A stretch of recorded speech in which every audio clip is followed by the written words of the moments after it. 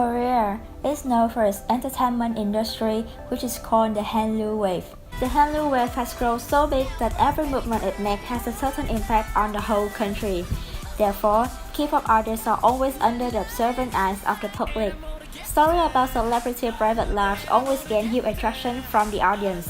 This characteristic of the media is often taken advantage of for politics purposes. In 2016, the scandal that shook the Korean entertainment world is the case of singer Park Yoo-jun act of sexual harassment. It was the most talked about case, not only because it involved one of the biggest stars, but also because of many political conspiracy behind the case.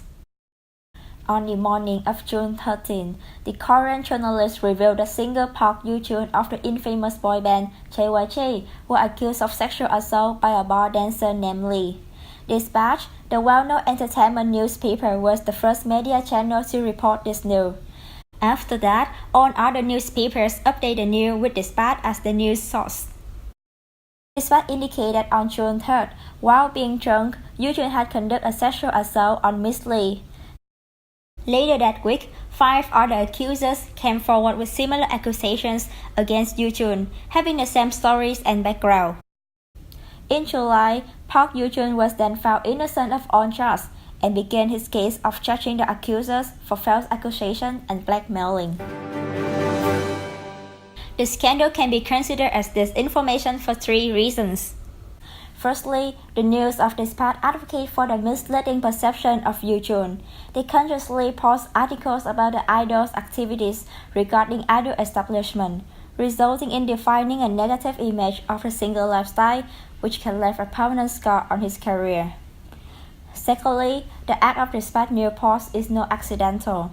Despite knowing that the accuser's statements were not confirmed by the police, Dispatch still pushed forward the story for the sake of maintaining their #1 spot as a go-to site to update the case.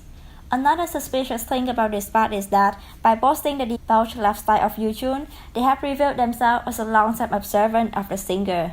Yet, they did not publish the information right after the discovery, but at the very time of the scandal.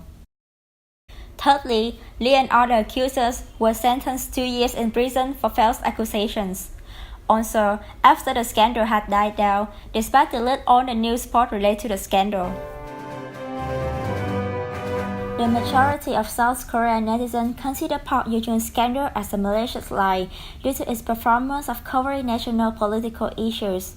By the time of the report scandal, there were 3 ongoing political issues. The first one was related to the Ministry of Defense. The department was responsible for the illegal investment in combat aircraft development, resulting in the loss of 100 billion won. The prosecutor announcement of the matter was published on the heating time of Yoo-jun case, and the incident went away in silence. In the second case, former President Park Geun-hye desired to privatize the power industry, which would increase the price of household expense on electricity and gas. The plan should have generated protests from the citizens. Yet again, the statement was drowned out by the pop idol's issues. Another controversy is the case of Chong Lee, former chef of Oxy Racket Pankisser Consumer Goods Company. Chong Lee was under the questions about his involvement in the case of Oxy's disinfectant for humidifier, resulting in the death of hundreds of consumers. Despite all the uproar around the case, Chong Lee was indicted without detention. Yoo-jun's scandal was one of many branches of politics. The news were blasted over all national and regional newspapers. Yet, news regarding financial and political issues mentioned above can only be found on a number of Korean online sites, leaving small chance for international readers to encounter the news, which can lead to the phenomenon of misinformed crowd not only in South Korea, but also the whole region of Asia. Of course, the South Korean interests were the most at stake here since they have such little knowledge of the significant events happening in their own country. That is to say, the media along with their news flow has the capability to define one perspective. So, it is crucial to filter fake news from the daily news flow. Here are some proposals for evaluating the authenticity of news. Number 1. Readers should be open to a diversity of opinion and perspective.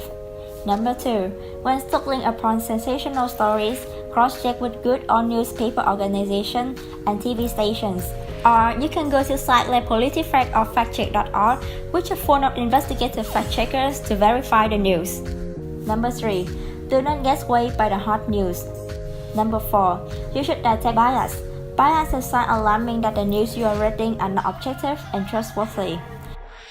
However, fake news impact can take on a national scale. Therefore, combating fake news is everybody's responsibility. By 2015, 3 Asian countries featured on the list of 10 most censored countries in the world. The government should stop seeing the press as a threat to support their role and contributions in informing the public. For the news industry, they should take the lead in identifying and prevent the spread of disinformation.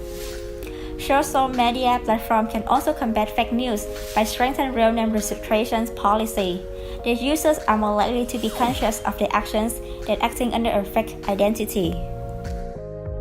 The case of Park Yoo-chun is a great instance of how disinformation makes a damage not only on an individual but the whole society.